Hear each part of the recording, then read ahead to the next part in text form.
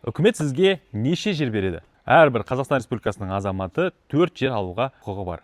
Ең бірінші тек үй салуға арналған жер ИЖС.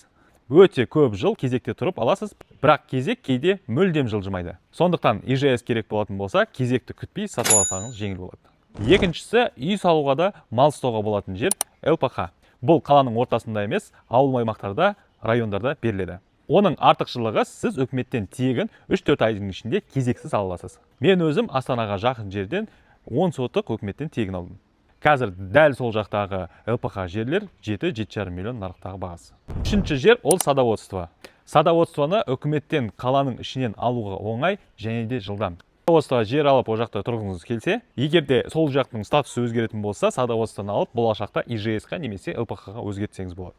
Үшіншісі, егістікке немесе көкөніске арналған огородничество. Үкімет сізге огородқа 1 гектар жерді тегін береді.